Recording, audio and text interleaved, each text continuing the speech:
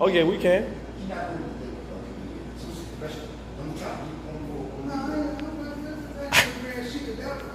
Wish we had that one because we touched everything when that one didn't work. That's why he just screwed it in the air and moved. Boy, why you mad?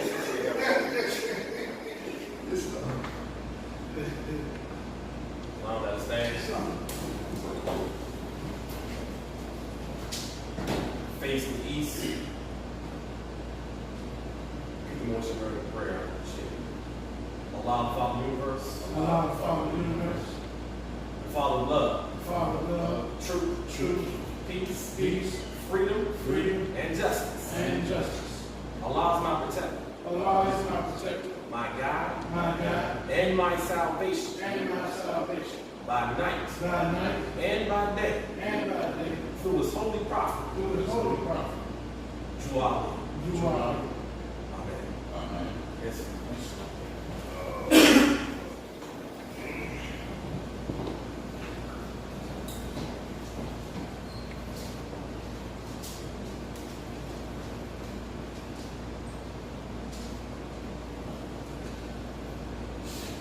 First, as always,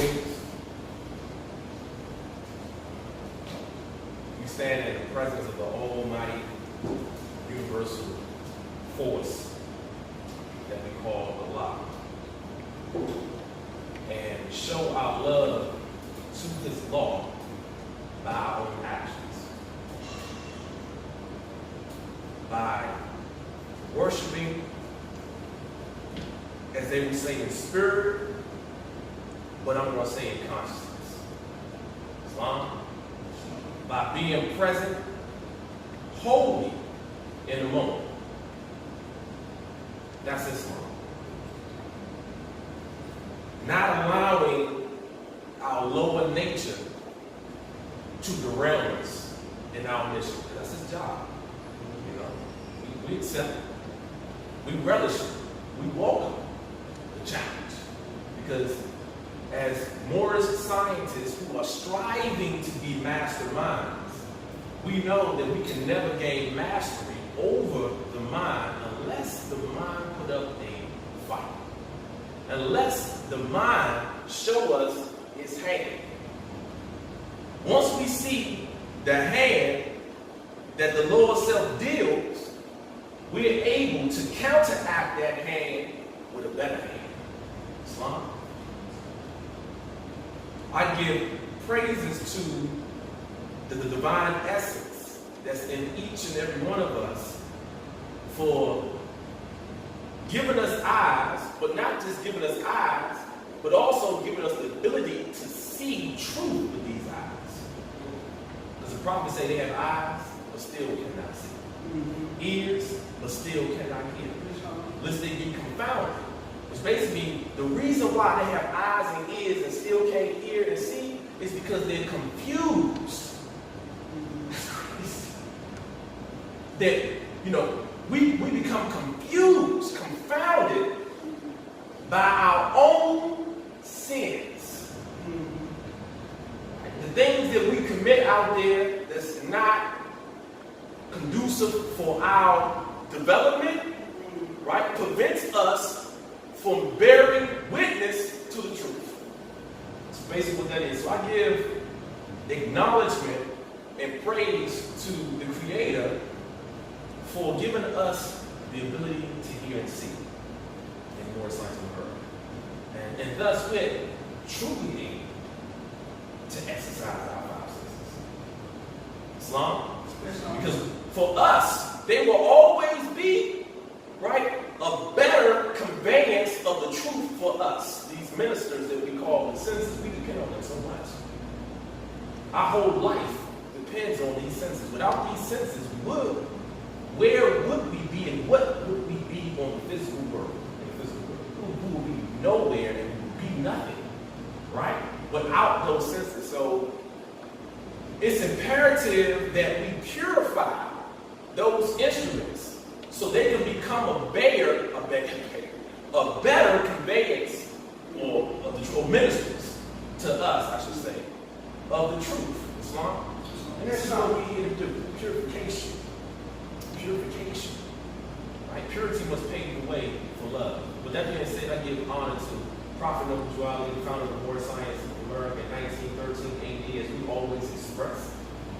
movement is not predicated on anything. It's not predicated on paperwork. Islam. That's not. Paperwork aids us in our mission on the plane of things made manifest. That's why he did it. But the movement is not sustained. It does not depend, nor is it predicated on the paperwork that is filed.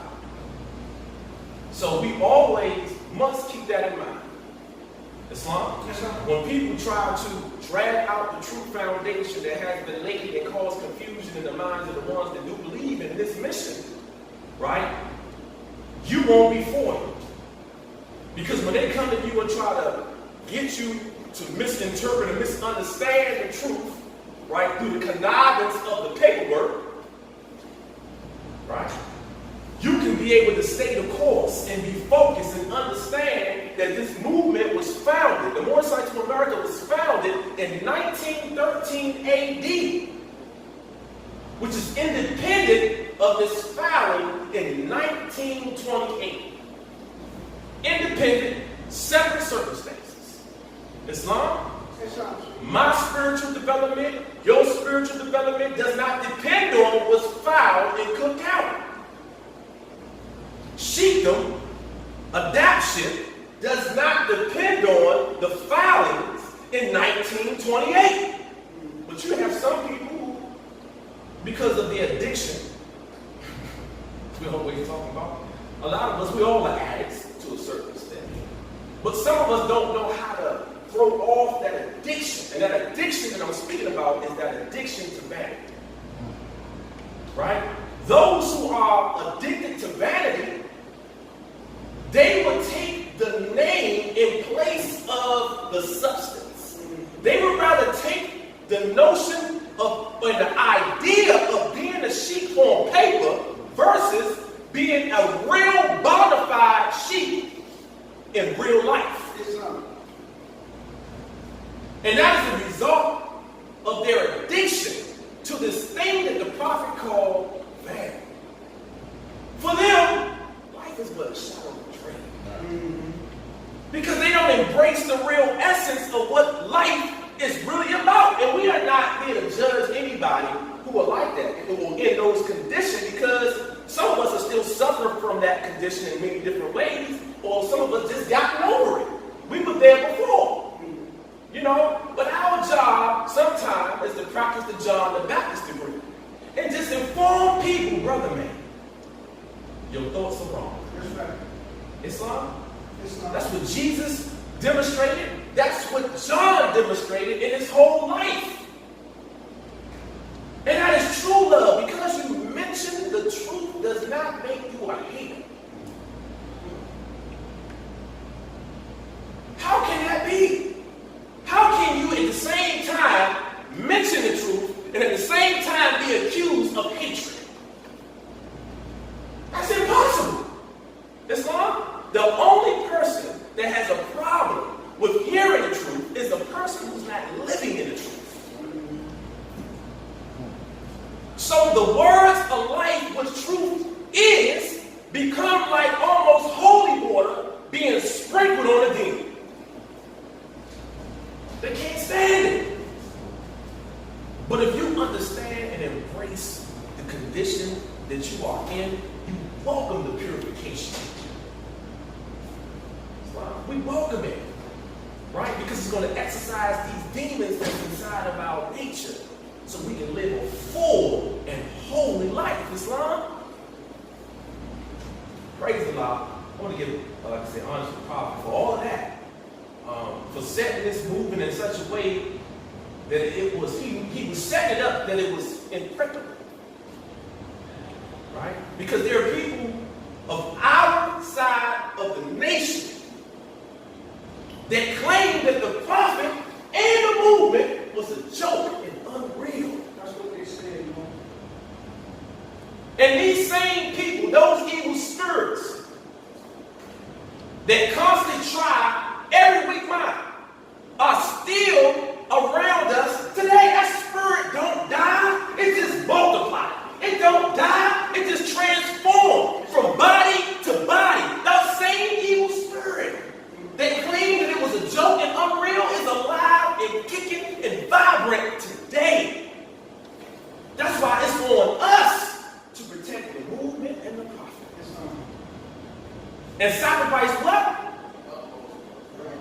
utmost of our very life for this thing.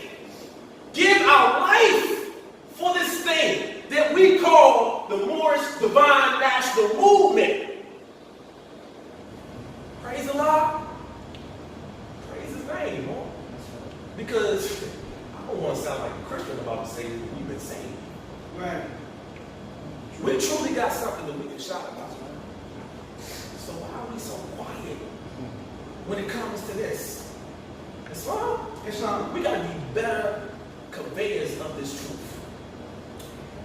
In your home, in your workplace, tell the people about this. Like John and Jesus did. Tell the people about this. That's why the seats are now filled up in all the temples around the country. Because we're not doing our job and telling the people about this because we are excited.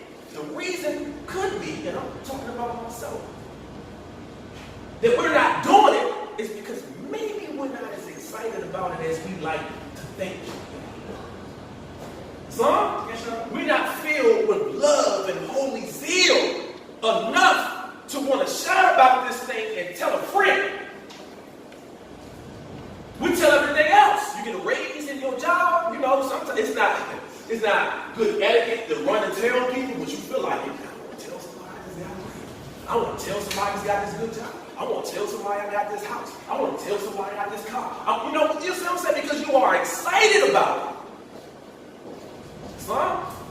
So get that zeal up and be excited about this eternal truth. Giving honor to Brother E. Millie E. Yes, sir. The embodiment of Act 1. Islam more.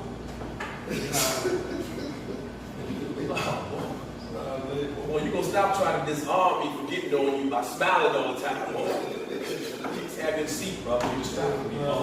Praise Islam, the embodiment of truth. Islam, see, you distracted me more. I didn't say I said the embodiment of Act 1. Islam, Brother E. Millie Hill is somebody that we should honor because he's one of our ancient fathers that should be celebrated, that was at the forefront, right? That's right. Of this movement. That's right. Was at the forefront of this movement. You can't give honor to the charter without giving, to the authority without giving honor to the words that's on the authority. That's right. What make the authority? The words that's on this authority. You got people that say they give honor to this, but they exclude certain words in this. I honor this except for this, and this. Or they try to find a loophole. If you find a loophole in Millie Hill, you unraveling your own salvation. Because that's finding a loophole in your authority. If you take one word out of this, is it the same authority? That's right. No. It's like when the prophet talks about desire, pursuit of desire, or passion. When he states how, I'm paraphrasing how it defeats its own purpose. Because desire and passion can't exist without the body. If you destroy your body in pursuit of desires, how can you fulfill your desires after that? Impossible. Only a madman, right, would do that without that understanding. The madness of desire, which means desire itself don't have any intelligence. It's just a reaction. Don't care. That's like the people out there who are trying to discredit the true foundation that has been laid. They don't know that they're unraveling their own future, destroying themselves. Yes, it's giving honor to E. Millie Hill, not in a way that we give, we're not putting them above the prophet. Like, the prophet cares if you give some light or honor to somebody else, right? We are superimposing our own thoughts on the prophet when we think like that. That's how we think, because that's how we feel secretly about how we want to absorb all the air in the room, and we don't want nobody else to get credit for nothing, whatever. So we think, well, by giving honor to him, that's taking away from the prophet. How simple is that? Who was the one one that picked Millie Hill? Who was the one that raised Millie Hill? Who was the one that made sure that when he left, that Millie Hill would be in place? So how giving honor to him will take anything away from him? It just glorified how great he was. The foresight that he had to make these decisions.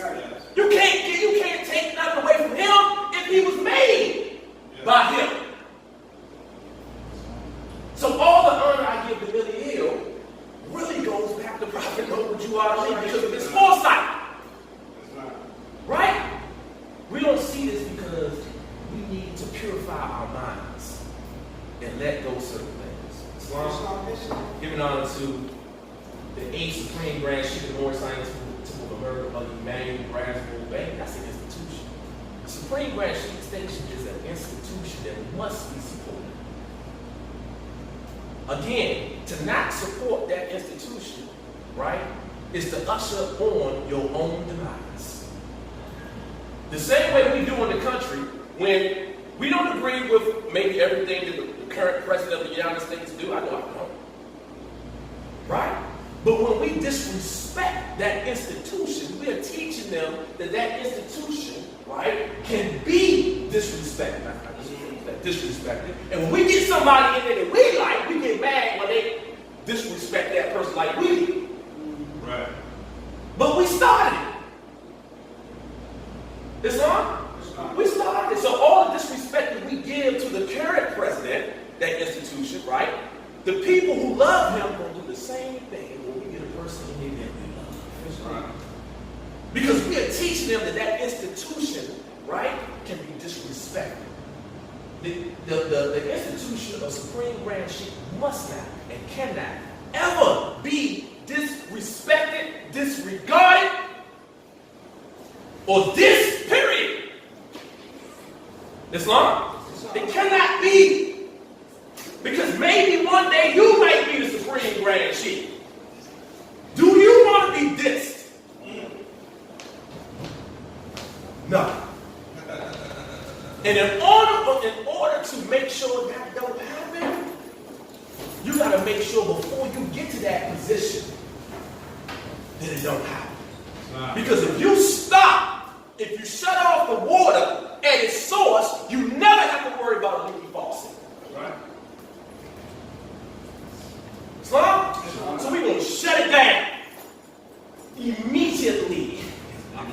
Always say immediately we're going to shut it down. That's not in the spirit of our forefathers to disrespect our institutions. Right. Welcome, family from Delaware. Welcome. Yes,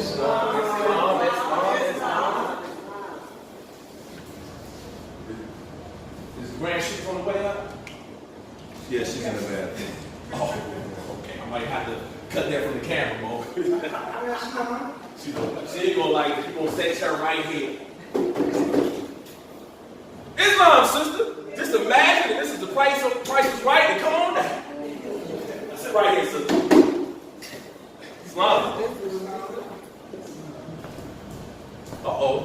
You wanna come with your mother?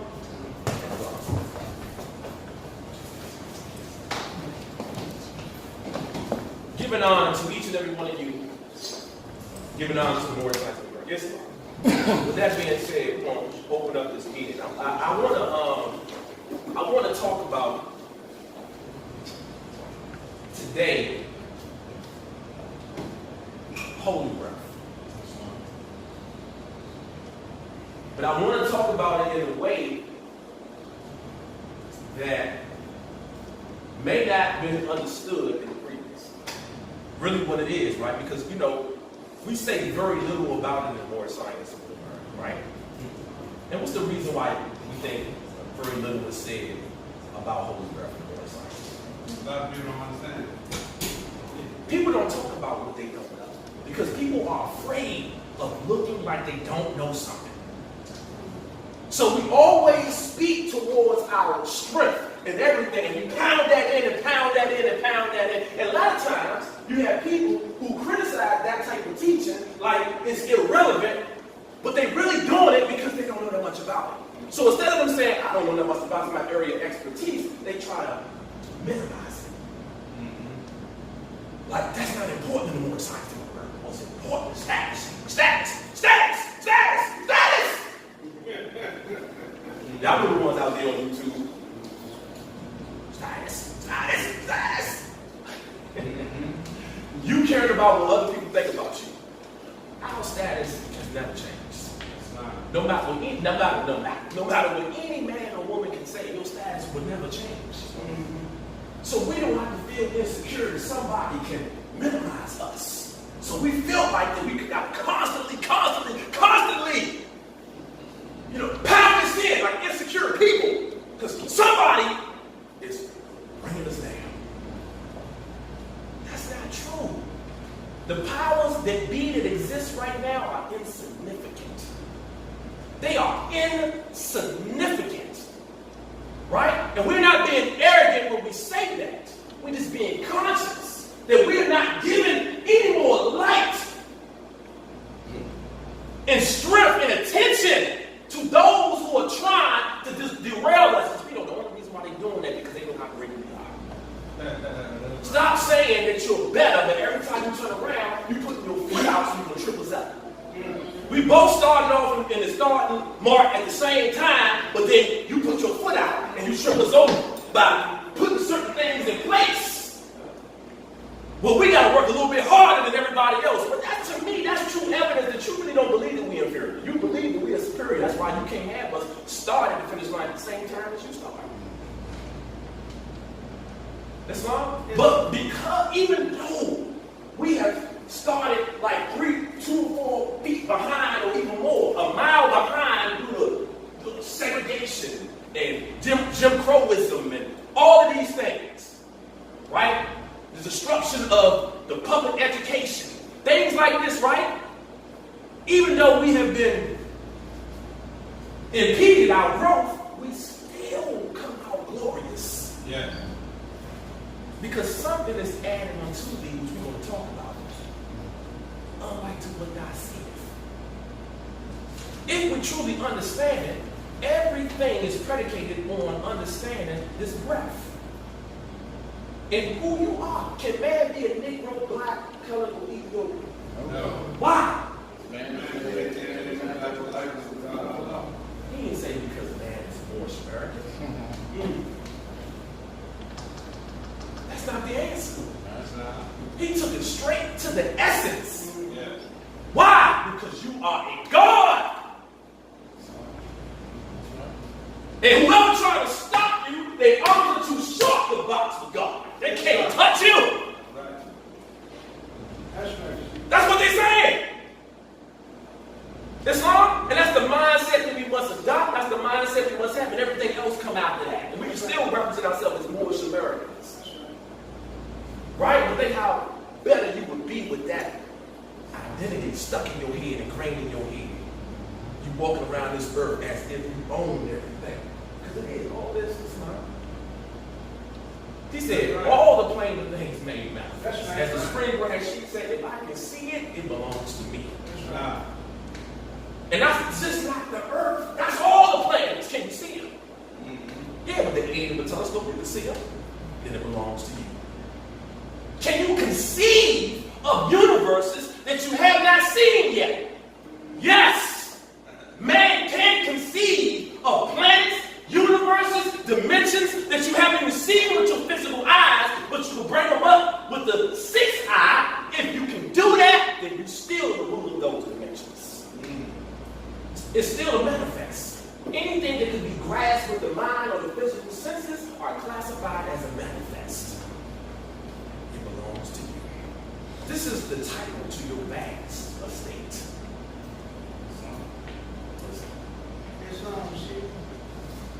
I'm going to try to stay on task here. Let's go to chapter 1. I want to point out something before we get started. Islam. I want to go to page 5, the first paragraph. So Allah, the husbandman of everything that is, drew forth this human seed into the soil of soul.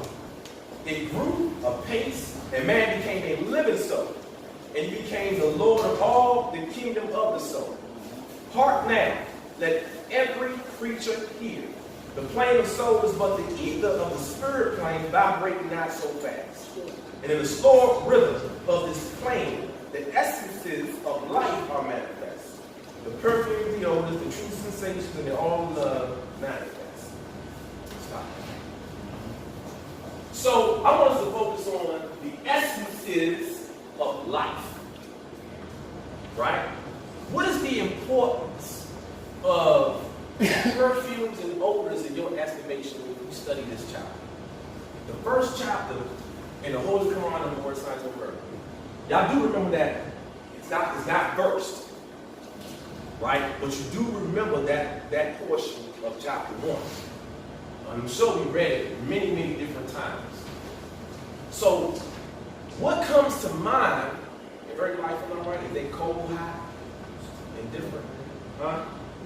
No?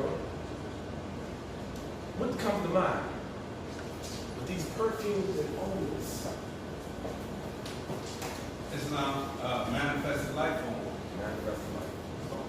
Anybody else?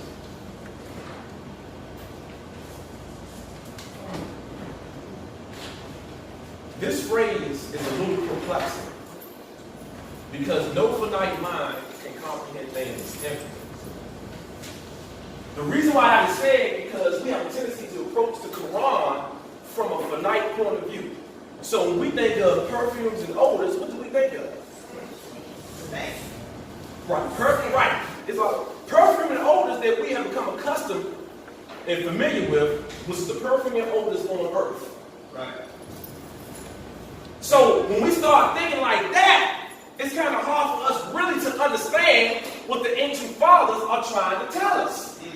Right? Because we're always, you know what I'm saying, anthropomorphizing the teachings or, making it similar to the physical realm. And so we think on a physical level. So every verse we go through, we interpret it from a physical level.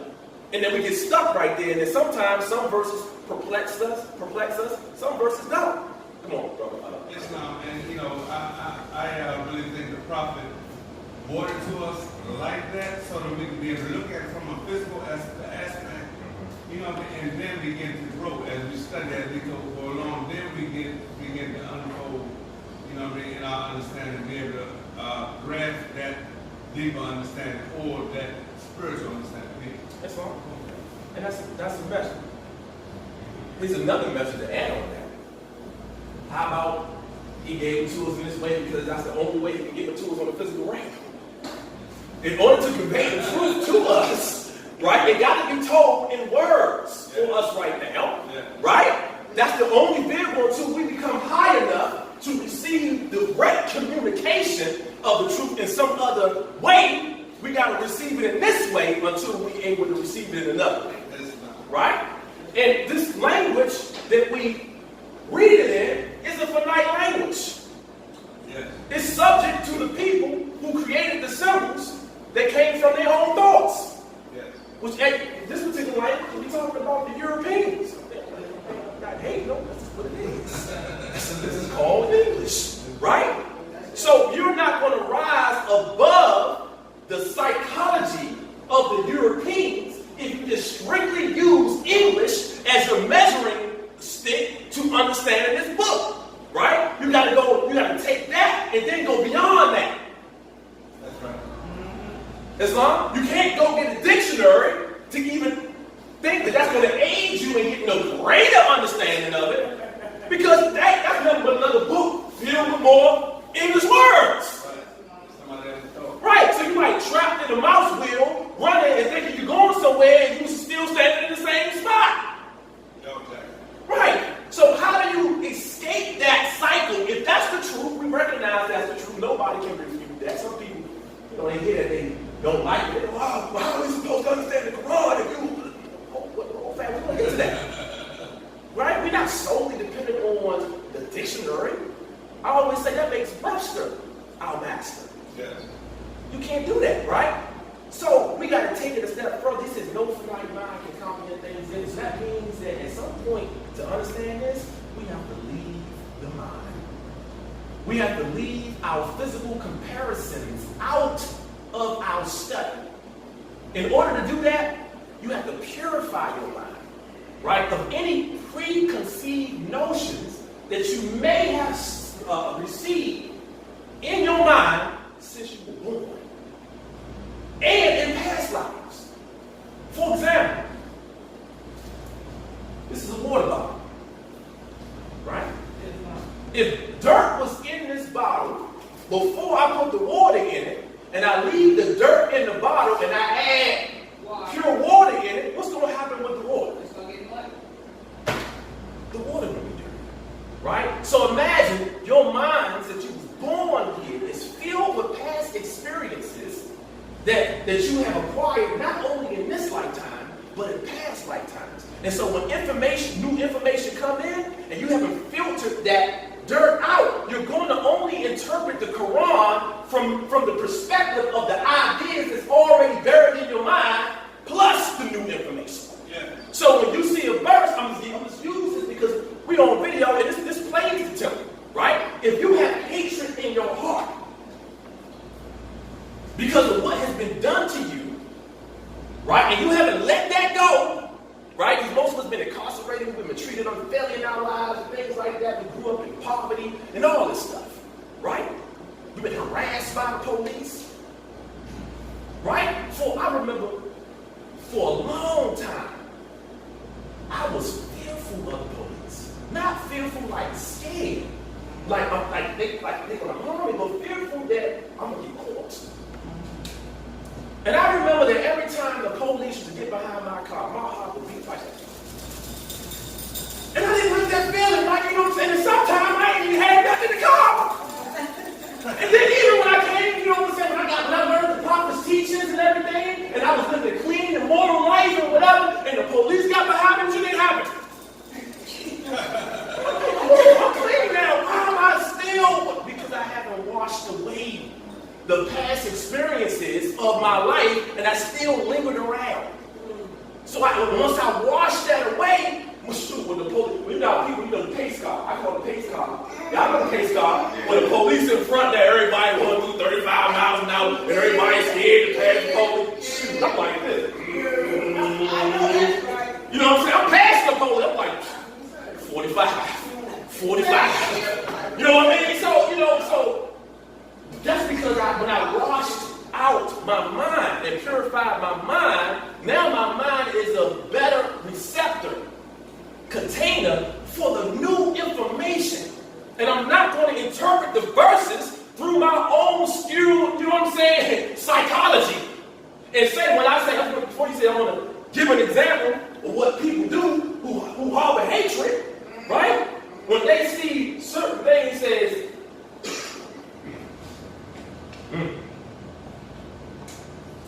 all members must preserve these holy divine laws, and all members must obey the laws of the government.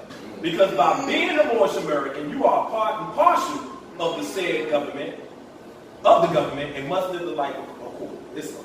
Islam.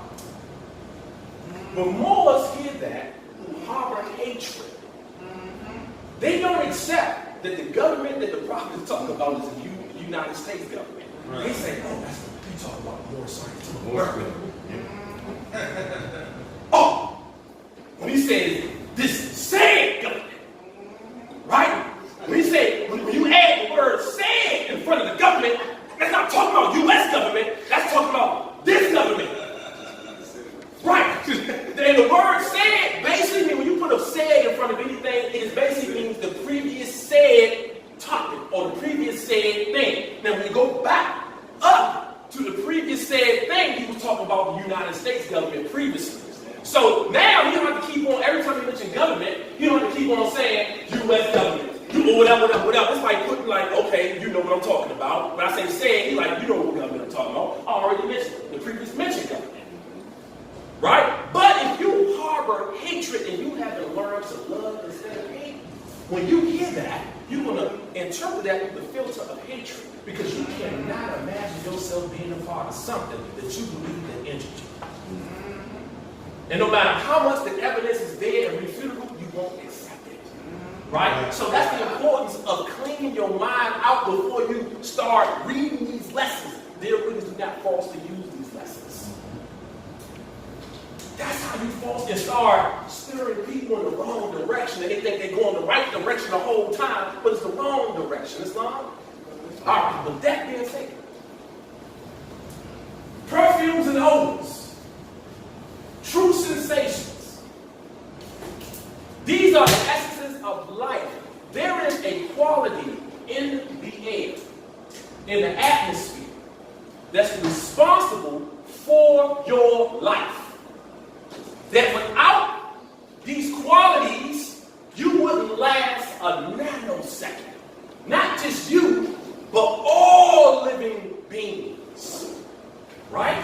Because at this stage of the chapter, it's not separate. It's talking about all living beings. Right? It's this essences of life. Right?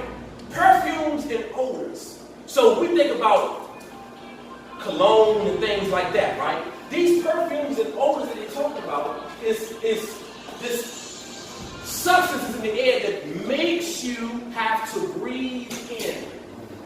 How do you smell? Through your nose. Can you smell without breathing? No. No. This is the secret to why you breathe. In and out. In and out. Every time you breathe, you're breathing in those perfumes and those odors, those essences that's necessary for your life. That's why breathing is created. So on the manifested world, right, in the soul plane, a nose is not required. But when you manifest a body, right, the body is no more than the manifest of the soul plane. Yeah. Right? So in order to continue to get these essences that's responsible for you living, a nose had to be created. So you can breathe in these perfumes and odors. See, you think that right now you can't smell it. Right? When we breathe in, what are we breathing in? What are the physical things we're breathing in to keep us alive? Oxygen. Where do we get oxygen from? On the trees. From the trees. So the trees emanate oxygen. Right? That's what they do. Ask your question. How does it emanate oxygen? Very simple. From the leaves. Right? If there's no more leaves on the tree, you can't get oxygen from it.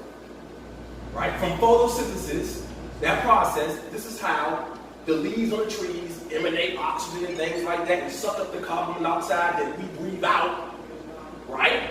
There's a symbiotic relationship between us and they breathe out oxygen to give us strength to toil. Right? Without that energy, without that oxygen that comes from the plants, right, we don't get strength to toil. The perfumes. Islam? So the question is, can a tree emanate oxygen from its leaves without also emanating a smell? No. You may not detect it because you're not used to focusing on it. But the trees give out a smell in the atmosphere. Yeah. And this aroma, right, helps to heal us. Islam? It helps to cure us, even if we don't get it. All right. So now, the perfumes, and we're going to stay right there. The perfumes and the odors aid us in breathing. And this is also the native plane that we get our nourishment from. How? Can we stay alive without these essences? Anybody? This is a hard question? I said no. Oh, you said it very low. You said no? What you saying? You said shit, yeah. You said what? You said no, I ain't gonna say. So the sister said no. You're correct. You cannot live, right? Because these are the essences of life. Without it, is there life? No. You can't live without this. It's imperative that these essences, like that you breathe them in. Islam? So because of that, you're not even down here, right? When I said no, I wasn't talking about. You wasn't talking about down here. Islam. So because of these essences, this is what nourishes the body. Without it, are y'all with me? Without it, the body gets no nourishment. This is the true food of the body. Right? You can stop eating, you can fast, and you can still be living. But without these essences, you couldn't live for a moment. Right? This is man's native plane. When he lives off of that. That essence, Islam, come on. Now let's go to the chapter we're going to study. Chapter 37.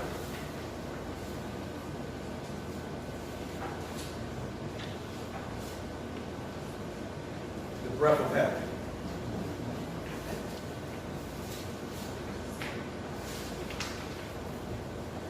It's a powerful chapter.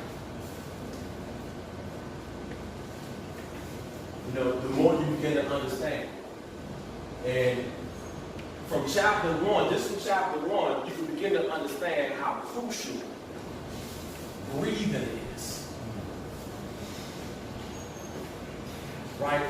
For every facet of your life. Islam? Do anybody want to talk about the title before we go on?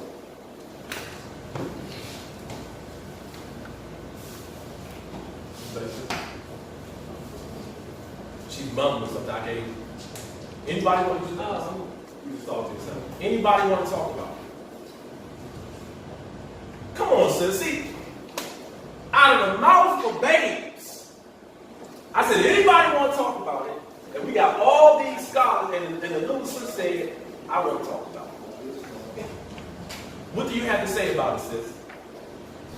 The breath of heaven. Come on, give me that. Come on for a minute, so everybody can see you. What you say? Trees? She said trees. We need them. The breath of heaven, trees. Good job. Anybody else that have the courage of a child to speak on this? I know we've been studying it. We got more scholars in here. Come on. I see it as the breath of, say heaven, breath of all. There's another name for all. Say heaven. Breath of life, the holy breath of life. Something. Breath of life. Speak up without can't get the camera. Anybody else? I'm gonna drag somebody. Not you, lady. Wait. Jones Bay. Well, I was like, anybody I pick, they gonna say the same thing. I gotta pick somebody. Do you want to say something? Okay. Did you say you want to say something? Okay, so I go ahead. The sister, another courageous person. Come on. But everything being down by the same, spiritual thing, or when I think of breath of heaven, everything is connected.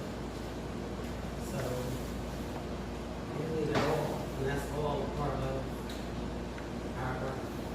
And we are part of the breath of, the aliveness of plants and, trees, and everything's connected. So it's like a big circle. I'm not No, you did well. Your thoughts are, I mean, according to me, that means anything. Your thoughts are not wrong. That's right. A lot of us do have an idea, but we don't want to, sometimes we don't want to speak it because we're scared and we look like we shot down.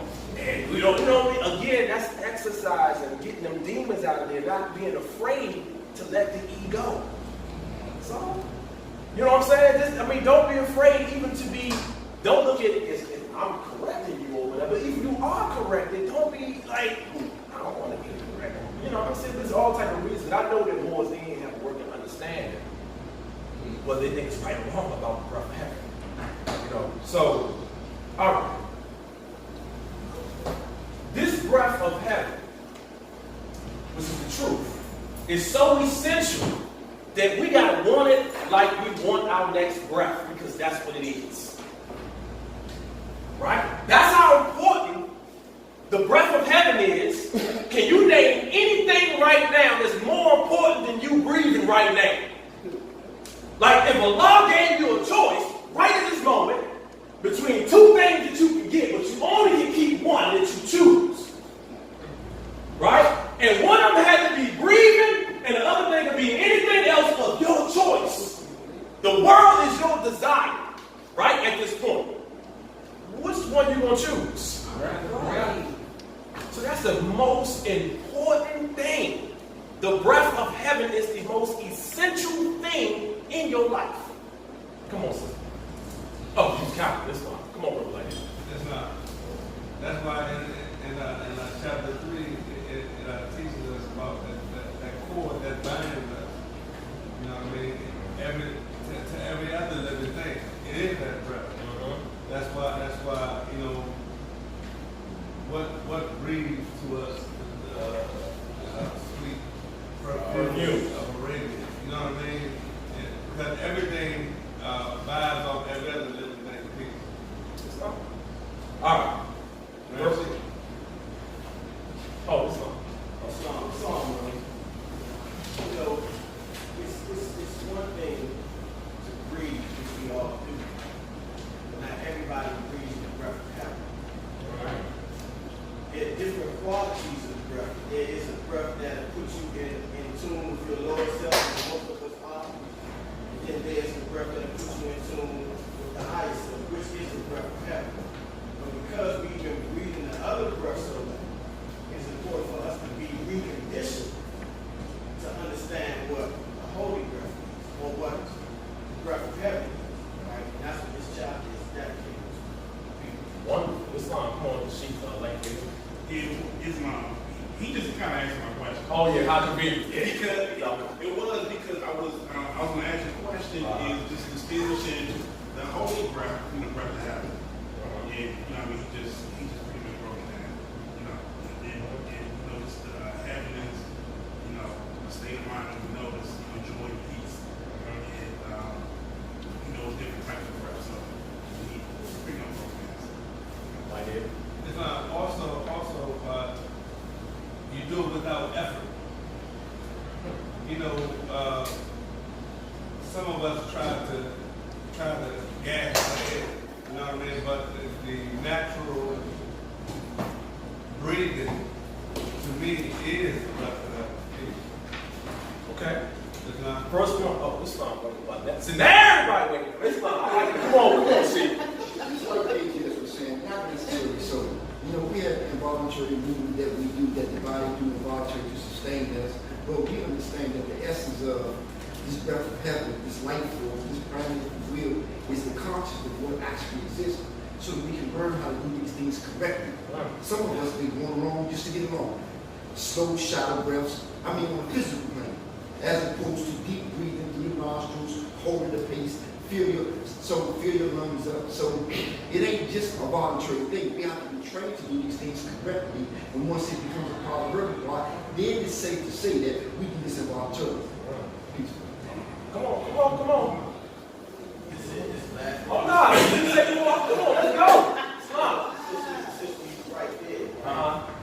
I challenge everyone to whenever they're feeling an emotion that's relative to the Lord. Stop it right there. We don't get to that part. I want people, I want people to look at understand the glory of the Quran because it's in there, right?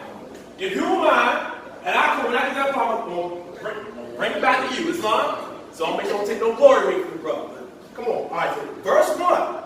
Right, come on. People underestimate these teachings, Mo. You know, they go over this stuff in a scanty way and not understand that the secrets still haven't been conveyed to them. Yes. It still remains a secret to them. Islam, vote not thy body because it was first formed, nor thy brain because therein thy soul resides. Is not the master of the house more honorable than the walls? Your thoughts. Governor, stop looking at me over your eyeglasses. Your thoughts. Come on, bro. It's Braxton L. Sheep. form not thy body because it was first formed. You know, that section to me is like, don't hold your body in so high esteem because it was first formed. I'm gonna stop right there. Let's see if anybody else wants to jump in. Islam. Wise man. Anybody else? Come on. Vote not that body because it was first formed, nor thy soul because therein thy soul resided. Is not the master of the house more honorable than his walls? Is that how it went? Come on. Come on, sheep, while we're still. It's getting straight to the point. The Come on. master of the house, many more on these walls. So whatever army glory you can give to the walls, don't even do it. Let's get straight to the master. We can find two chapter piece. All right. Come on. Come on, sheep. The bull here. Islam. We live in a world where we put more emphasis on physical things and material things than we do the things that should be a great substance, right? And you know, I had an uncle. He's not living now, but me and him were real close, but you know, he worked out a lot. He was a real cut up dude, but his mindset, I mean, he was, you know, and I used to always tease him. I'm like, man, you cut up, man, what you done with the trash can full of cinder blocks, right? He used to laugh at me, right? When I said, because he used to always be doing a lot of emotional, he used to react to a lot of things emotionally, right? Which ended up causing his life later on, right? But he had no spiritual clue, and he wasn't there at all. Everything to him was about the body, right? Then you have others who may not focus so much on the body, but they consider their intelligence the thing that they like to display. You see what I'm saying? So, you know, we call them brainiacs, you know what I'm saying? You know, or whatever it is that you want to call it. So this is the focus, but the prophet is telling us that we shouldn't brag about these things, even though the body was first formed. The body was first formed because the soul and the spirit had to come somewhere. So parts of the body had to be formed first, right? Once you get past that, then you shouldn't brag about the brain, because inside the brain is soul inside. So, as the Lord said, the bottom line is that it's the master of the house that's more honorable than his walls. See, now the prophet's trying to get us to shift our focus.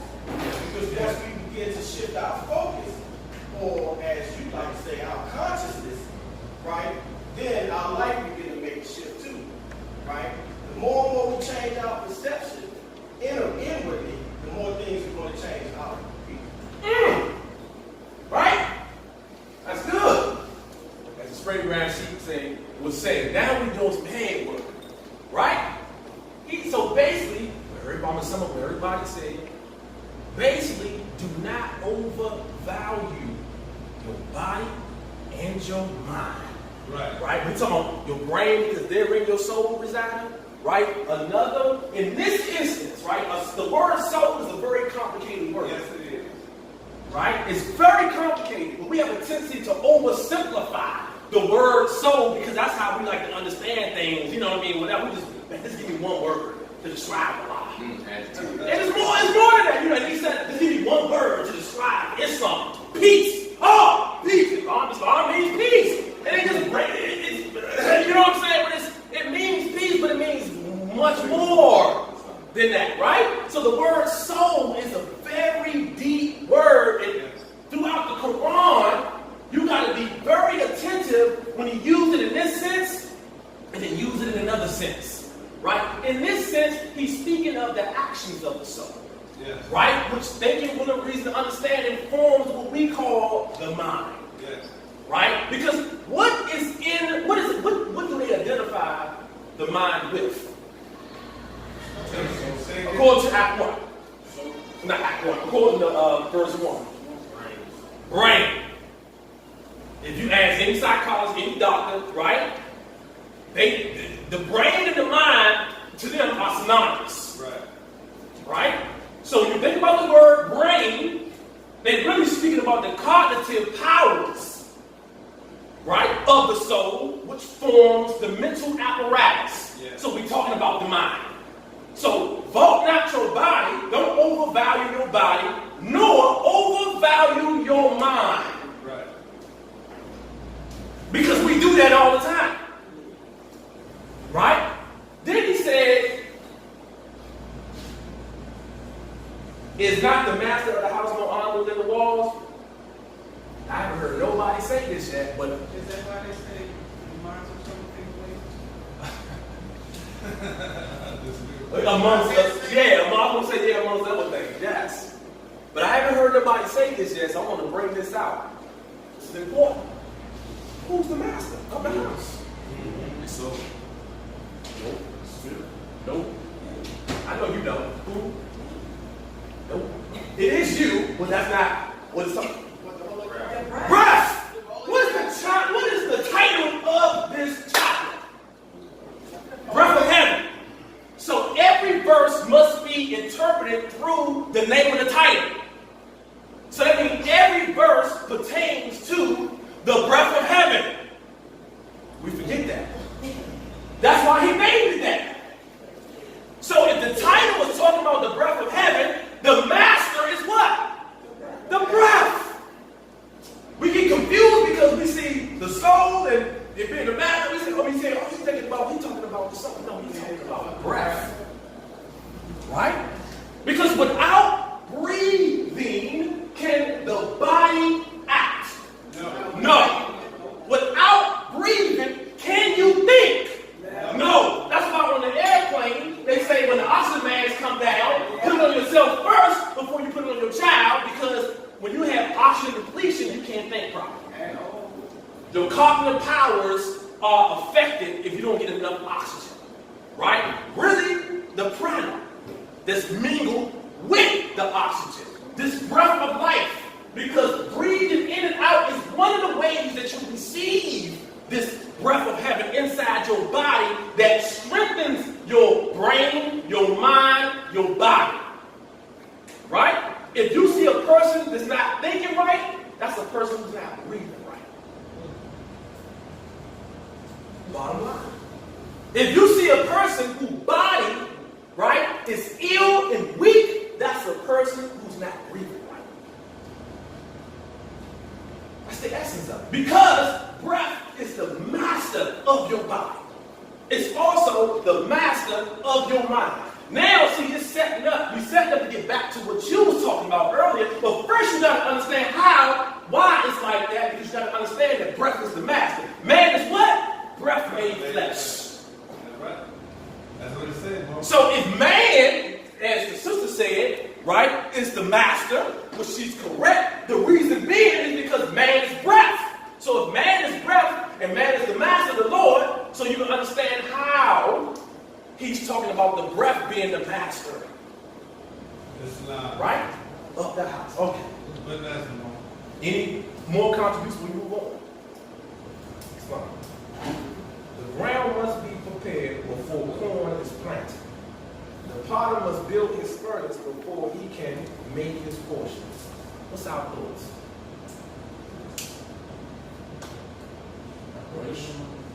Sheep Howard back home. Islam. Honest to his prophet, no majority, honest to each and you secretary of the Sunday school. I would like to say it goes in back in line with what you were saying about that water demonstration, having the dirt added to the water doesn't make the water clean, or just because you're adding more water to the dirt, dirty water doesn't make the water automatically going to be clean. It's going to overrun the water. So when it's telling you that, the corn has to be prepared, that means you don't just jump into this particular breath. You have to have your mind right. Certain things have to transpire for you to come into accepting of the breath. And then when it says like the potter must build his furnace, of course that's hot. So you might have to burn off some things for you to be able to accept that divine inside, which is the breath. And I say peace. Anybody else? It's not. It is a mechanics or the creation of your thoughts, which bring about a manifest. Well, we on the same verse? Yeah. Okay, come on, verse 2. The ground must be prepared before the corn is planted. The potter must build his furnace before he can make his course. Right, the preparation. I just want to make sure, you know, ripping a little bit. You was on chapter 45. I see foundation, a strong foundation.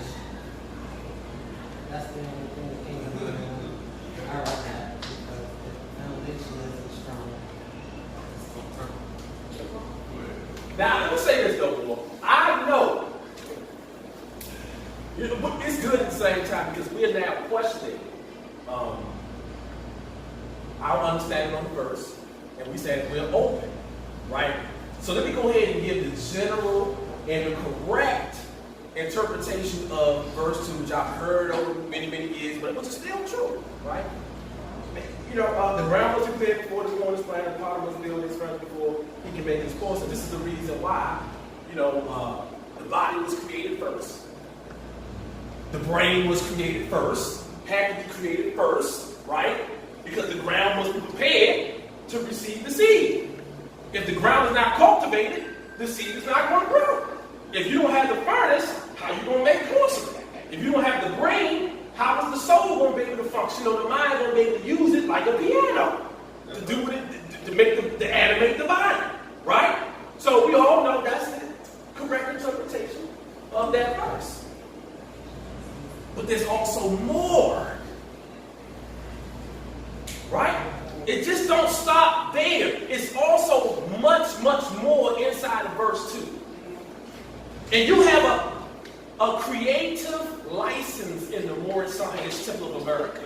You don't have to be stuck in indoctrination.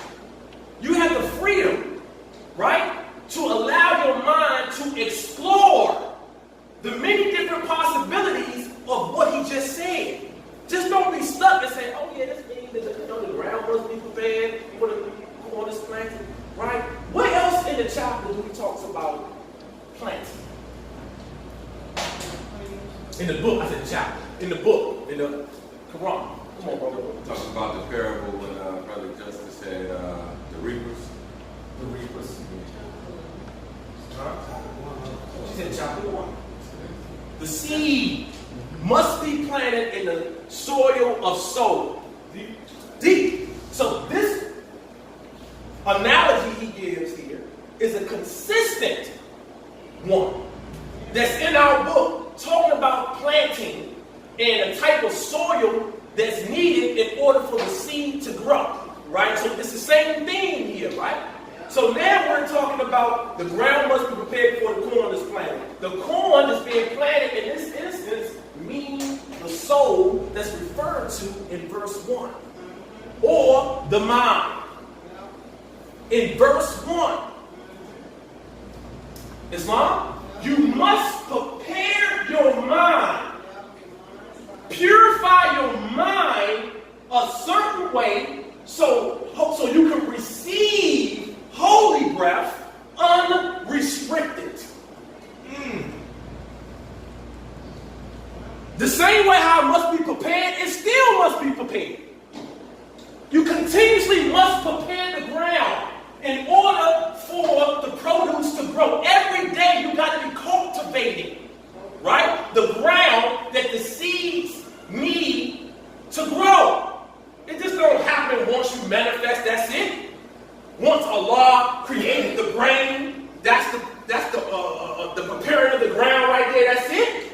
No, he's giving you a technique. We always say there's philosophy in this book and there's technique in this book. A lot of people prefer to take the philosophy over the technique. And we know that's true. So he's now giving you a technique telling you that there are certain things, no, not necessarily certain things, but you have to purify or get ready your mind in order to receive the master of the house. If you want the prophet to come to your temple, what did he say you had to do? Prepare. Or don't expect him to come. That's what he said, right? And that's so many words. If you want the breath of heaven to lodge in your brain, in your mind, you have to prepare those things in order to receive it. So that means there's more work to do other than just reading in order to receive it, right? The second part of the sentence, of the verse, the potter must build his furnace before he can make his porcelain. This is now reference to the body. Because you're giving this body so you can go through all the ways of life. The buffeting and all the woes are done inside of this body. Right? Being on this earth realm is a furnace. Because everything you go through on this earth realm is only burning you, purifying you, so you can be the strength of Allah made manifest. Islam? Come on, brother. Islam. I was just thinking about Acts 7 that says, keep your hearts and minds pure of love. And your body made with water. There's a lot of significance to that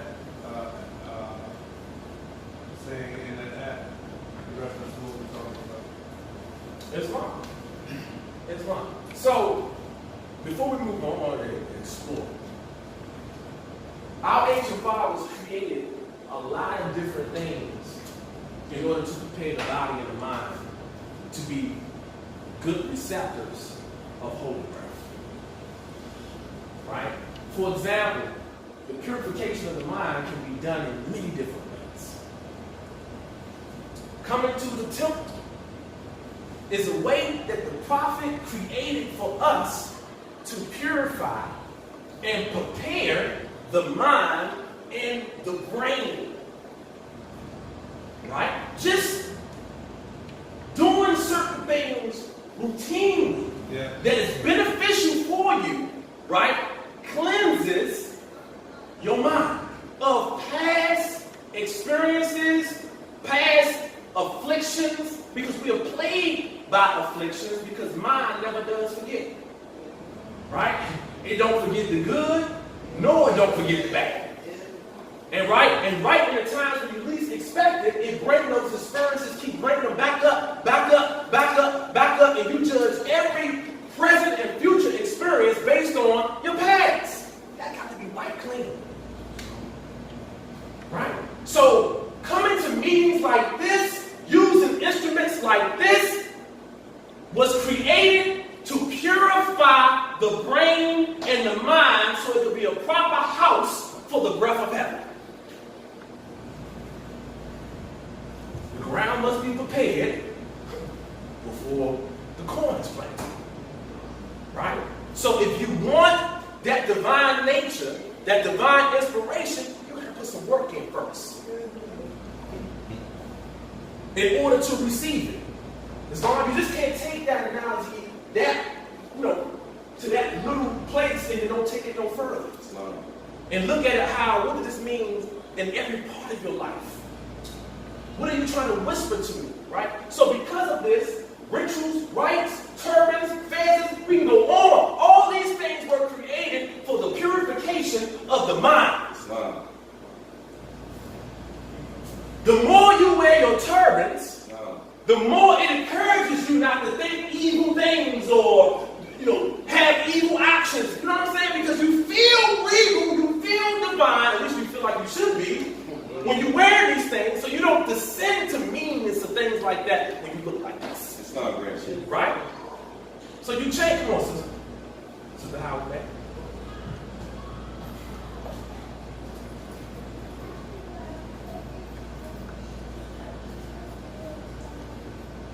That's right. Thank you. We have to wear our fezes because we class. Islam. Islam. A constant reminder of who we are. Some people think that we wear turbans and fezes because we are Moorish Americans.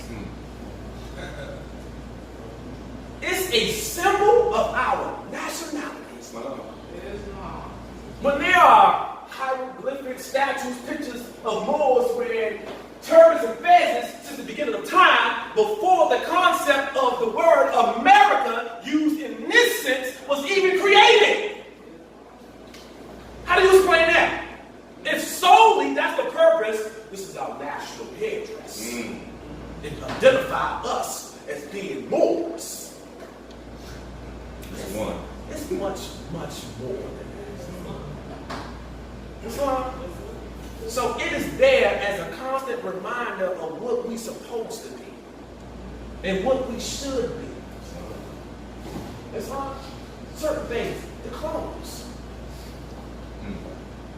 Do you know the clothes that our ancients wore was symbolic of the soul? Now our clothes, now our clothes are used to accentuate the body. Right? Women do it to show off the curves, to accentuate the flesh. Yes. Right? Yes. It's true. Men do it, right, as a symbol of status. I got these problems on. Right? Not understanding that our ancient forefathers, right, wore clothes that communicated the state of their soul and the state of their mind. Hence the different colors of the robes and the dresses and things like that signify the mindset and the soul quality of the person.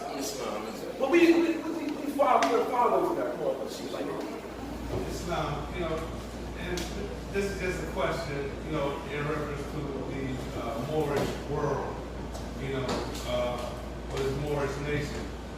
The teaching of the Holy Quran and more science developed world. A lot of us, a lot of these so-called grand sheikhs or leaders of temples teach from their Christian perspective, just by how they were raised to teach or raised to learn. And so just learn how to use the technique of getting into the language or the sayings of the prophet, is very unique in this school. In reference to a lot of different temples around the nation, they're not getting it like that. So just by, you as a instructor in this Moorish school, being able to have this on YouTube for the public media, is a great thing, because a lot of grand sheikhs need to be taught how to teach the Prophet of in more science and peace. I'm going to edit that part. No, I'm just playing. Come on, see. Going back to the purifying part, that also means being more mindful of your diet, exercising, meditating, fasting, things of that nature. These are things that were designed to help or aid in the purification method. You talk about different other religions, especially Christianity, that they even if you want to spray over before you eat. You follow what I'm saying? As opposed to recognizing what it is that you're eating and how it aids you or is a detriment to your spiritual problems. I think that's the difference. She Jones, man. It's not in line with what the Assistant Grand Chief was saying. The diet is very important. The meats that we eat, the heavy food, the starch, and all that causes our minds to function a certain way, put us in different mindsets. So a light diet is more productive to lighter thought vibrations, whereas the heavier food causes us to become sluggish and create certain ideas to be embedded within the mind. So all of these things impede this life force, right? Breath of heaven, life force, or the forces talked about in chapter 7 are the same thing. Come on. Also, you know, we need to also be told how to breathe properly. You know, because a lot of us breathe in an incorrect manner, which brings about the cloudiness of thought. So we need to learn these things, and that's part of the preparation also for that consciousness to reside. So he said, the prophet said, force is the will of Allah. That's what he said. It is omnipotent. Right? So, when this conversation was going on, where was Jesus? Who said that? In. So they would not have been speaking English when he made that statement. Right? So in the esoteric tradition in India, they spoke Sanskrit. When they spoke about these different principles and how life is created, they spoke it through the language of Sanskrit, right? So the Sanskrit word for life or life force is what, Brother Wallace? Prana. Right? So he would have said, prana is the will of Allah. Another word for prana, anybody know? If they translate the word prana, you can apply many different English words to it to really get a kind of a summary of really what it is. Because there's no English word that can totally grasp that word. So they got to add a bunch of different words to do it. They can't do it. You know what I mean? Because that thought is too high for the English language. Right? So what's another word, Mo? You want to say what I said? Somebody had their hand. I said, what's another word? Prana. Life force. Life force. You said you could say breath. That's what I'm searching for. Breath. Another word for prana, look it up for yourself, is breath. Because breath is the breath of heaven. Going to chapter 7, then breath is the will of Allah. That's why you can't stop your own self from breathing. It is not your will. Only adapts and masters learn how to control their own breath. Right? But those who have not mastered themselves have no control whatsoever over their breathing patterns. They breathe every which way. It's automatic. They give no thought to it whatsoever. If they get angry, they breathe very shallow. Right? Every state of mind brings on a different pattern of breath, of breathing. Because you don't have no control over it. You lost control over it. Islam? So our masters, come on, sister.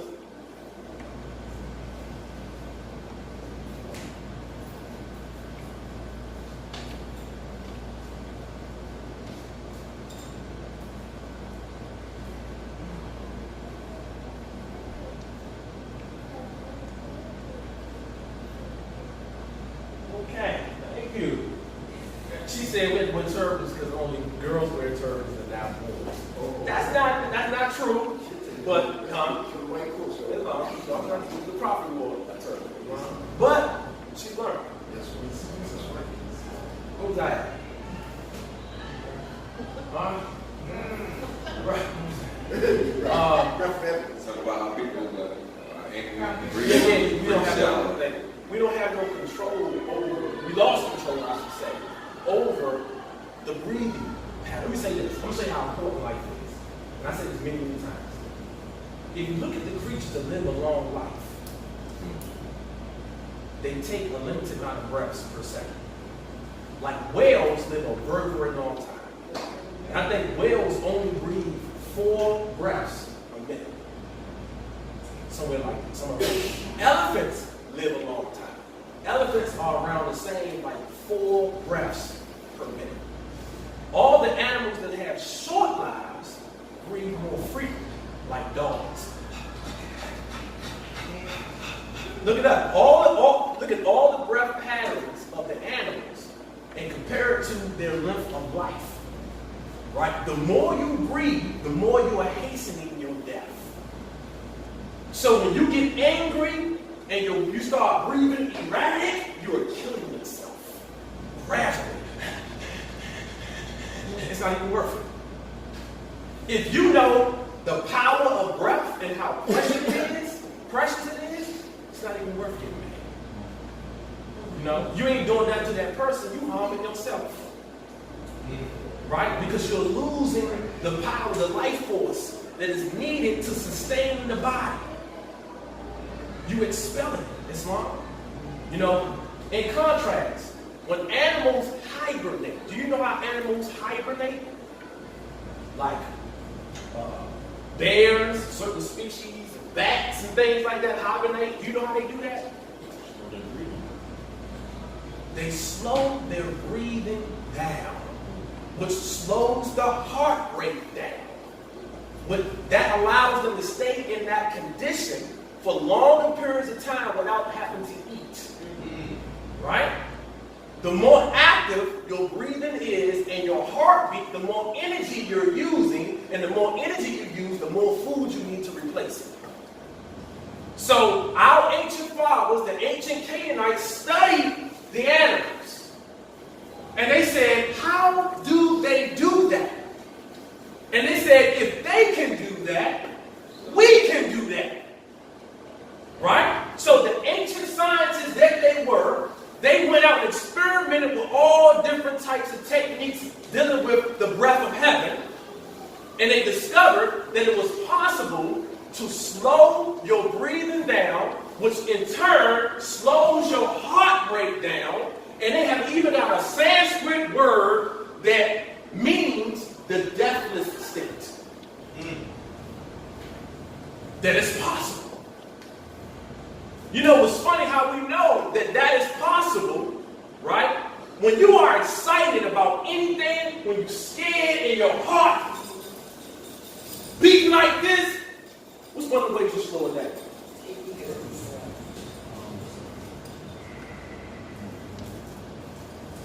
So we know it's possible.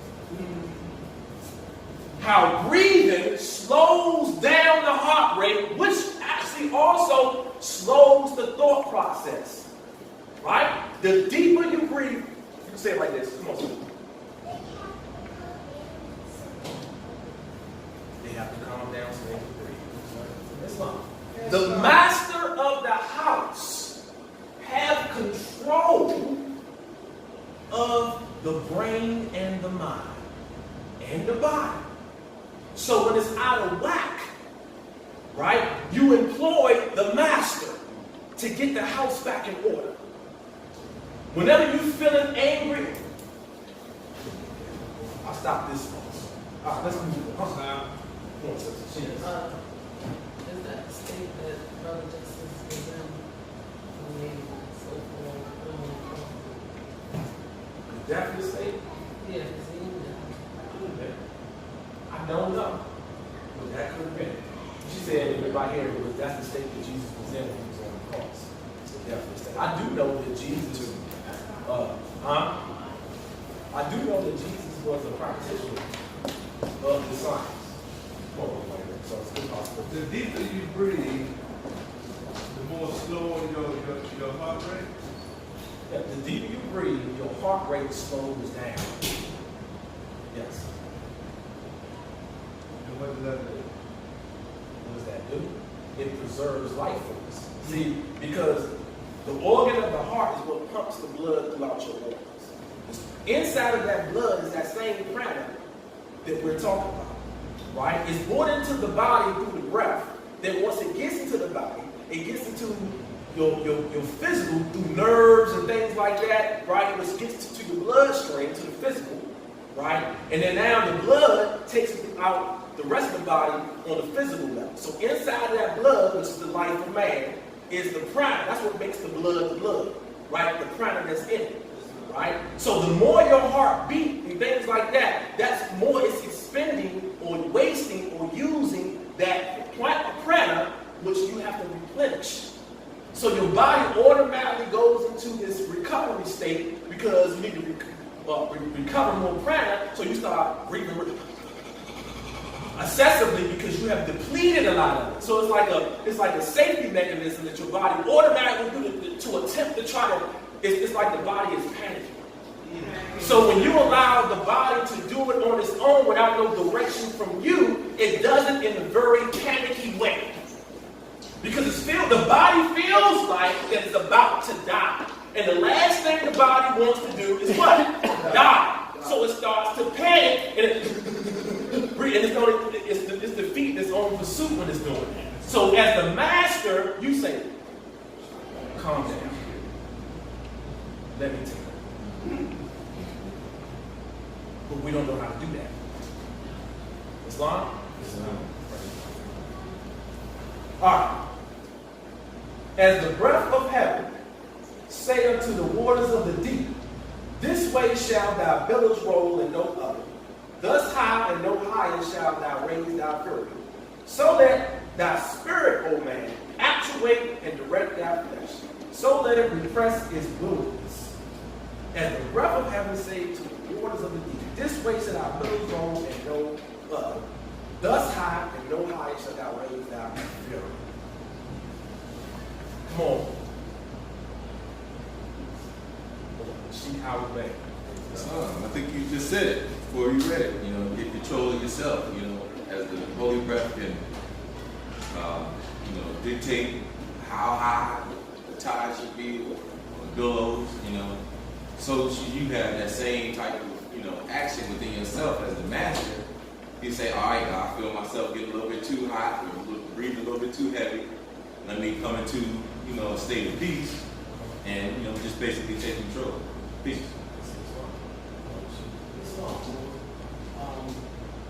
It says, as the breath of heaven said to the waters of the deep, this way shall thy billows roll. Billow is a large wave.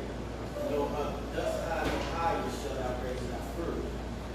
So let thy spirit, O man, actuate and direct thy flesh. So let it repress its wilderness. And that's the good part right there. Right? Because the same way a law governs the law of waves, it tells you to go a certain way and no other way, up to a certain height and no other. It's the same way we're supposed to allow our spirit to actuate or control and direct the flesh and to repress its wilderness in terms of our lower nature.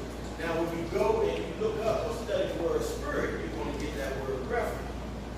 So let that breath actuate and direct the flesh. So let it repress its wilderness. And it's letting you know then that there is a breath that will bring you in tune with your lower, with the lower vibration, and therefore that will bring you in tune with the higher vibration. And for us, it has to be relearned because we got away from it. That's why we turn to the state of mind of our forefathers. Because everything is a reflection of your state of mind. Right? We breathe the way we do because of our state of mind and vice versa. And that's why, going back earlier, I was saying that if you look at the way that you breathe when you're indulging in certain negative emotions, then you will discover the breath of the lower self. But then when you're happy, when you're doing those things that bring about happiness and peace, and you monitor the breath, you'll see the breath of heaven in power.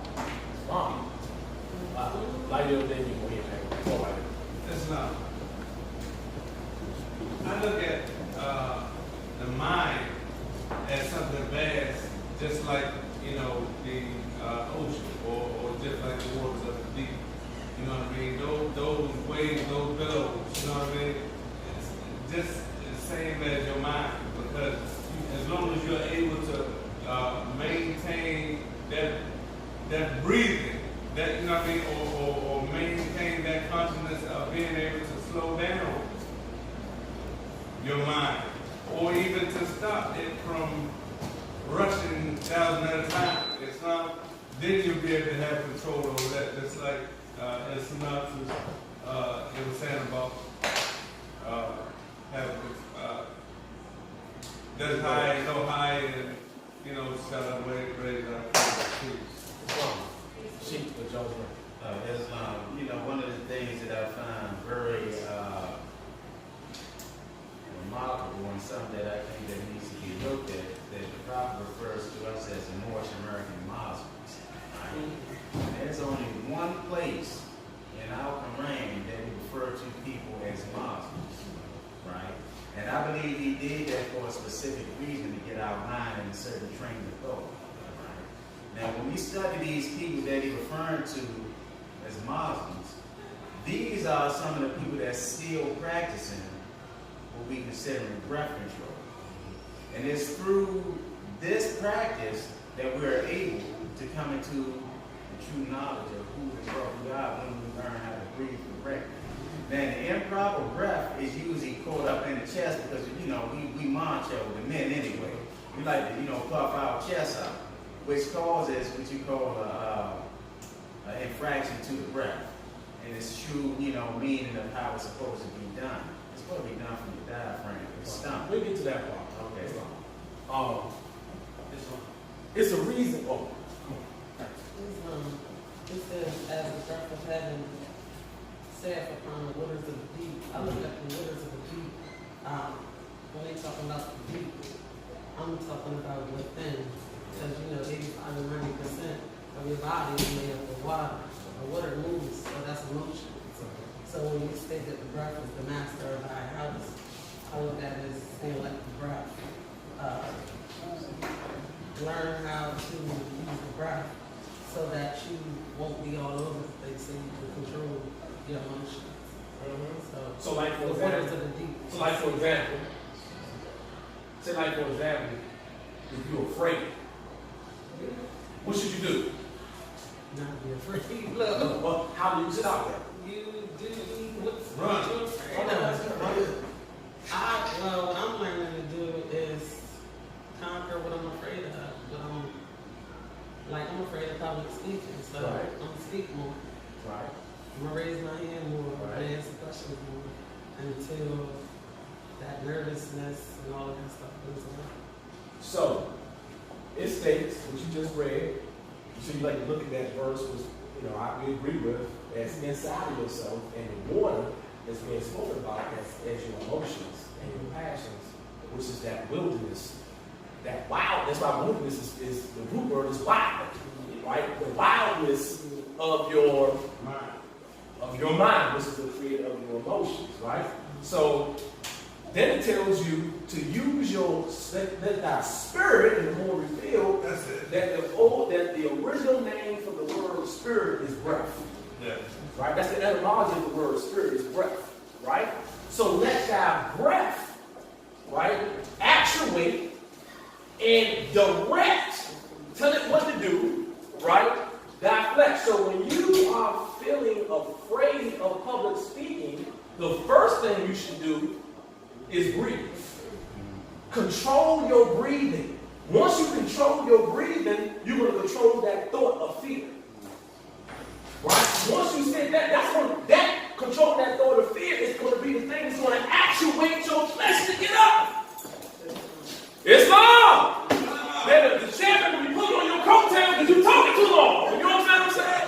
So if you want that impetus to get up in the first place to do it, start with breath. Come on, bro. Just real quick, there's actually a breath that's relative to conquer fear. And it's kind of similar to the same one to conquer the hunger pain. I guess we'll talk about that later. But, going back to what the prophet said about the holy breath, all of the say it's great, it's good, it was, it is, and evermore to be. Once we learn how to master that holy breath, we are already halfway there. Because the breath controls as the body. I mean, same thing we see the question here. You see the prophet uplifted the sister out of the cares of the world. And it looks like water. You know what I'm saying? The most dreadful and harmful thing to us as a people is that we deal too much in our emotions. And the reason being is because during slavery, that's all that was left to. You could not make any major decisions. That was the slave master's job. The only thing you could do is feel. Right? So you go to work, you get frustrated, give you a little bit of living, that you dance, that you preach a little bit, and then back to work. So now we're in the carryover stage now. We're still carrying over the fact that we never really made any major decisions and that we're so used to dealing with our emotions that we become complacent right there, and it's destroying us. The problem is the method to help us to get out of it. It's like an underground railroad, but it's like Harriet Tubman said, she freed 100 slaves and could have freed 100 more. They only knew they were slaves. So we have to know now what is making us a slave now in this new earth time. It's wrong. The ancient state, it's a statement that breath control is mind control. Islam? Yes. Breath control is mind control. So if you control your breath, you control your mind. They have a symbiotic relationship. They intertwine. You know, one needs the other. That's why when you think certain things, it makes you breathe a certain way. Right? And vice versa, when you breathe a certain way, it controls what you think. Islam? Let's focus. Breath control is mind control. So if you lose focus because attention is the what? They guide you to the port of truth.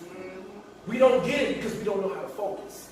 It ain't your fault. You're a victim of circumstances. And the victim of circumstances is your mind, right? Is controlling you instead of you controlling the mind. It's like the tail wagging a dog. Right? The mind is the tail. You the dog. So you are letting the tail wag the dog instead of the dog wag the tail. Right? And you think it's you. So every time the mind say think this, what you do? Every time the mind put a distraction on the table, that pen is too expensive. I couldn't do it. Ain't nothing on here I can drop. Y'all know I can demonstrate something. But anytime the mind, I don't know how to do this, I do this on the internet. He put the Constitution on the ground. Let me sacrifice my expensive pen. Right? Yeah. That's a distraction. Yeah. And everybody will look down there, right? Because the mind told you to. It just broke. The mind told you to. Even that's a distraction. Right? So if you are distracted in here, and the mind do what it wants to do, even when you're in here, you earnestly trying to discipline it in here, what do it do when you're not in here? When the mind is not under a magnifying glass. In here, you got the mind under a magnifying glass because you're trying to change. Right? But when you're in the outside world, you slipping back into the subconscious. You start acting automatically, and you don't look at your mind as much when you're in the outside world because you're so busy on the outside world. If the mind gets you, even when you meditate, and you get down there, you can't meditate because your mind is all over the place, and you want to get it to come back and come whatever, it gets you, even when you're in the temple and you're trying to study, you know it gets you the rest of the day. Right? This is why we fail at so many things in our lives because we lack attention. Right. Islam, which is discipline. Let's get to the one more verse and we're going to end it on this.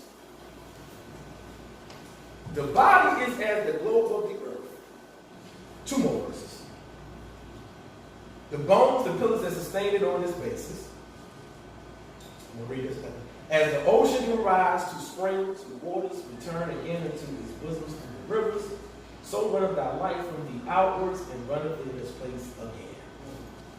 Those two verses.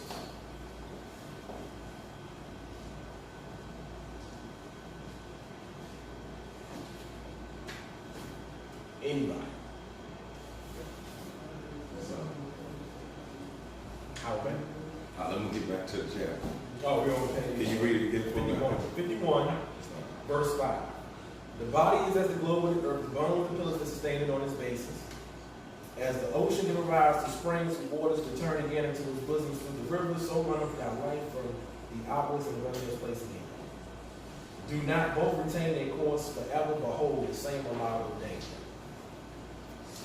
So, going back, like what the sister was saying about the water, it said they both pertain the same system. So, again, we have the earth, which is, it's just my portion here. The earth has its own, makeup.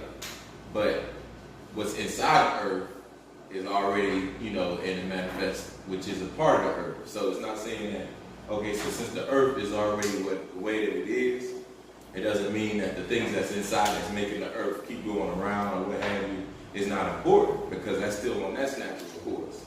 So you might have those same things inside yourself. That's, action in its own right, but you have to understand that that's just the shell. You know, that's not what makes the whole earth go round, for lack of a better term. You know, people make the earth go round. I'm sure people have heard that before. It's not the earth itself, you know, but if you understand that, you know, what's going on with inside the earth, like you said, like all that's connected, like the whale that's slowing its breathing rate, and the dog that's speeding up its breathing rate, and the humans that on campus the earth, and we more so have an effect on the earth than ever, you know, with pollution and stuff like that. So it's just a point to understand that, you know, we have a shell, we have a composite of our own, just like the earth does, but it's what's inside that really matters. That's all.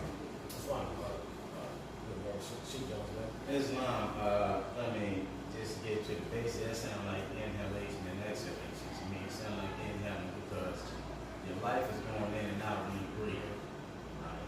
So you're running it out and it's running back into the same course again. So it's just talking about the breath and how we use it. Okay. And that's go on, buddy. Yes, ma'am. And we do have the power to control it. I think that's what's important as well. Okay. That's all that's important. I'm gonna go back and say, come on, babe. Well, the Prophet of God, he talked about when we go through that process, that a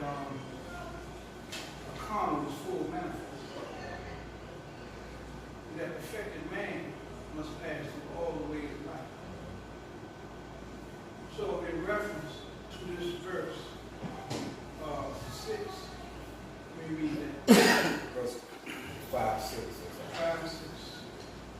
That's on page what? Page what? 51. 51, sorry. 5 and 6, 51. In particular 6, as the ocean gives rise to springs. You know, the ocean comes up to the ground. That's how springs are formed. From the ocean, pushing up water from the ground. Whose waters returns again to its bosom from the rivers. So the springs flow and they create rivers. But the water comes up to the ground from the ocean. So therefore it returns to the ocean from the river. So runneth thy life from the outwards, meaning leaves, and returneth into his place again. And as the prophet said, perfected man must pass through all the ways of life. So that means that man gains perfection by the things that he suffers. Do you understand what I'm saying, bro? No, I do. So it's a process that man goes through before he becomes perfect. Right. And building that porcelain, the potter must build his porcelain before he can make his friend, before he can make his porcelain. That's the process that man goes through before he becomes a perfected man. He has to go through all these lives. Our prophet of God, he said that he remembered when he was Noah, that he was Muhammad. He said that those people who were with me 2,000 years ago are with me today. So that shows you that it's a cycle in life that we go through before we become perfect. I don't laugh more because I know, but it's the way I would say it. you're right. You do the dramatic pauses. I can't help. I tried to stop. I was like, don't laugh. But I love the way he speaks because he always gives the dramatic pauses, and I can't take it more when you do that. Go ahead. No, it's good. Come on, Mo. Did you hear that? I did. Oh, okay. It's on. All right. The title of this chapter is The Breath of Heaven. So everything is speaking about the breath, right? So he's giving another analogy. He says, the body is as the globe of the earth. The bones, the pillars that sustain us on its basis. So now he's showing you the concept of the microcosm. Man's body is the microcosm of the macrocosm, right? The small universe, right? And then you have the grander universe, either the universe or the planet. There is no difference between the planet Earth and your body, right? It's not symbolic. The body's not symbolically represented by the globe, and the globe symbolically represented by the body. They're both the same thing. Man's body came from the earth. It's a product of the earth. And when we leave, the body's going to go back to what? From which it came. So it's the exact same thing. So the model of the earth is also like the model of the body. So your bones, Inside you. Say my name. It's inside you. It's inside of you, and it's also outside. I agree, right? Now this is an old reference in ancient books. They always compared the human body to the earth and its similarities. So he says the bones, right, are the what? The pillars that sustain it. So what is the pillar that sustains the earth? Huh? Gravity. Earth axis. There's a bone, if you will. So who said? The axis. At the top of the poles, right, you have an axis. That's what keeps the earth upright and spinning like this is the earth axis. What keeps us upright, as the prophet is saying, we have an axis that keeps us on our basis, keep the body standing upright. That's our bones, and in particular, our spine. Right? The reason why we are able to stand upright, according to the prophet in the Quran, is because of the what? The backbone. Because he made reference to the crocodile, even though his backbone is as straight as a human backbone, but he's not even able to stand, he's not able to stand up. So he's telling you that the reason why man is able to stand upright is because of his spine. That's what keeps man on his basis. So this is another technique and a secret that he's giving you about your own nature in this chapter. It's much deeper than that. Right? We can look at it in one way of how to look outside of ourselves and maybe understand a little bit of things about creation. Let me give you a secret. The only purpose for creation stories is to give your mind a tool to be able to focus on, to aid you in the process of leading up to meditation. If you got to think about something, the prophet's giving you something worthy, if you got to think about something, to think about that won't pollute your mind. So he gives you these truths, creation stories, so all day long you're supposed to be focusing on those stories, and that keeps your mind entertained to a point where it enters a fine point, and now it enters a focus. That's what it's for. It's only a mental tool, not an aid to argue back and forth with people because you think that your creation story is better than their creation story, and yours is real, and theirs is fake. All of it is a tool. Because creation itself is an illusion. There's no such thing. That's right. It's all created by the mind. But they give you, right? They give you a tool so you can focus on, not so you can debate with. Right? That's all it's for.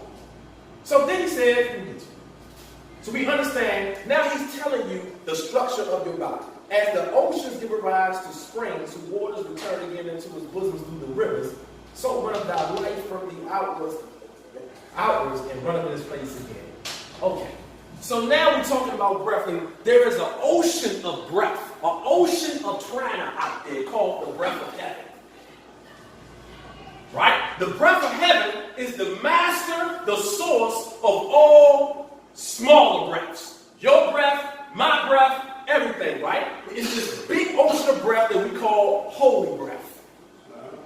Right? This holy breath gets into our body through the spring, through the process of breathing, like Jones may say. From when we inhale and exhale, right? We are taking the prana from the ocean of breath of heaven. We take it into our body, and it enters our body and travels through our body through springs. Rivers. These springs are symbolic of what they call these pranic nerves. Like you have nerves that line all up and down your spine. So when the impulses of the brain triggers, they go through the nerves, and that's how you lift your arm up. That's why if you sever your spine, you're paralyzed. Because the impulses cannot travel because it's been severed. Right? The channel has been severed. The stream has been severed from the source. So you can't move. So the breath can't actuate or move the flesh no more. Because the stream has been shut down. It's not.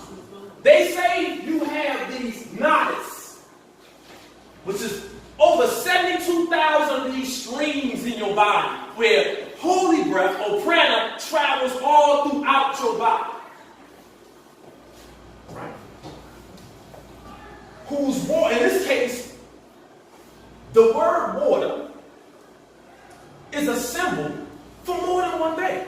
So we get crystallized in the thought a lot of times, because we do know that waters also stand for, as the sister said, I think the brother also, he always, and even said today, represent emotions on one aspect, but in another aspect, it represents life. That's why Jesus said by flow. That's why the purpose of baptism. It's not. Right? You're not being baptized by emotions.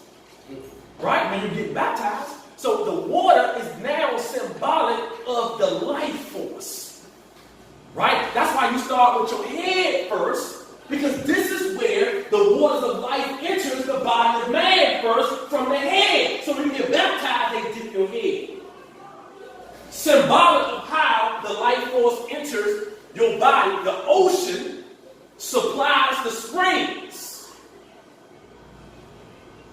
Right? So now this breath travels through your body through these ethereal channels called springs, right? Then these springs supply the rivers of your nerves, and it gets into your lungs, and that starts getting more physical. It goes from the non-physical, corporal, to the physical, going from the invisible nadis all the way to the physical nerves, then into the bloodstream, then back out as carbon monoxide. Mm-hmm.